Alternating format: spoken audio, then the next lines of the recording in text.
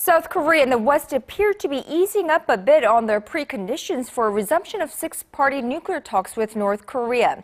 But that doesn't mean they remain any less determined to denuclearize the North. South Korea's top diplomat has warned Pyongyang that a fourth nuclear test will come at a very high cost for the regime. Our Yoo Li-an reports. South Korea's Foreign Minister Byung-se has issued a new warning to Pyongyang.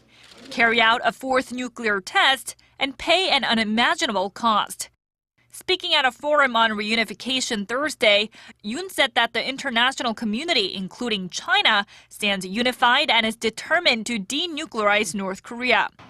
Yoon's strong words come as members of the six-party talks continue efforts to get Pyongyang back to the negotiating table to discuss denuclearization. Sources in Washington says China's top nuclear envoy Woo Li-an will visit Washington soon to discuss the outcome of his four-day trip to North Korea late last month and the possible resumption of six-party talks. The news of Woo's visit comes a day after South Korea, the United States, and Japan agreed to be a bit more flexible when dealing with North Korea. The three had been previously firm that talks would only resume if Pyongyang were to take concrete steps to end its nuclear program. Now that the three nations appear ready to compromise, attention turns to China and its role as mediator.